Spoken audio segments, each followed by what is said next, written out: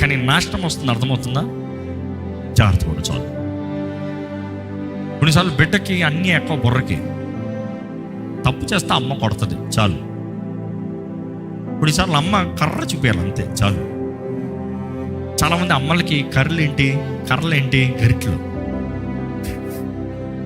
నా భార్య అయితే అది తీసురా, ఆ పెద్ద గరిటె ఏదో ఉంటుంది సాంబార్ గంట, తీసురా ఉంటుంది. అది తెస్తే చాలా అందరూ చుప్పైపోతుంది. అంటే ఆ గరిటె ఎందుకు? అమ్మ కుట్టి చంపేయాలన్నా, వీడు బాగుపడాలి, వీడు పద్ధతి మార్చుకోవాలని.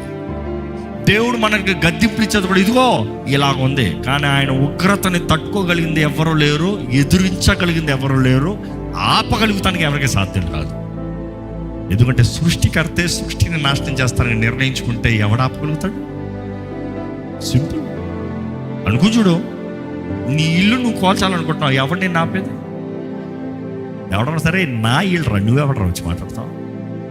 నా నేల నా ఇల్లు నేను కట్టుకునేది, నువ్వెవరు మాట్లాడతావు? నా ఇల్లు కొలగొట్టాలంటే నా ఇష్టం, కొలగొట్టుకుపోతున్నావు అట్లా. నువ్వు కొన్నావా? నువ్వు చేసుకున్నావా? చూసి దేవుడు ఈ సృష్టి మొత్తం చేసుకుని మానవుడికి డొమినియన్ ఇస్తే, షేర్డ్ డొమినియన్, వాడేం చేశాడు? వాడు భాగం తీసుకెళ్ళి సాతాను చేతులు పెట్టాడు. దేవుడు ఏం చేశాడు? నరరూపధారికి వచ్చే మానవుడు ఇచ్చాడు కాబట్టి మానవ రీతిగా వచ్చి మానవ రీతిగా శోధించబడి మానవ రీతిగా అన్నింటిలో పరిపూర్ణ ఉండకండి సాతాను దాని నుండి మరలా రిటర్న్ తీసుకున్నాడు. He paid the price, redeemed. ఈరోజు అంటున్నాడు, మరణపు తాళం చేతులు నా దగ్గర ఉన్నాయి, పాతాళపు తాళం చేతులు నా దగ్గర ఉన్నాయి. I hold the authority. ఓ మరణమా నీ విజయం ఎక్కడ? ఓ మరణమా నీ ముళ్ళు ఎక్కడ? ఈరోజు మిమ్మల్ని అడుగుతున్నానండి, క్రీస్తు రాజ్యంలో మీరు ఉంటారా? ఎందుకంటే మనం ఏం వింటున్నామో మన డైరెక్షన్ అంటే వెళ్తుంది. పొద్దుట్లేసి స్టోరీస్, షార్ట్స్, వీడియోస్, లోకము, వ్యాపారము, ఎప్పుడు చూసినా ఈ లోకపు సోదే అయిపోయింది.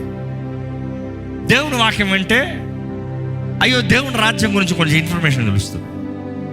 దేవుని వాక్యం చదివితే దేవుని హృదయం ఏంటో కొంచెం అర్థమవుతుంది, దేవుని స్వభావం ఏంటో కొంచెం అర్థమవుతుంది.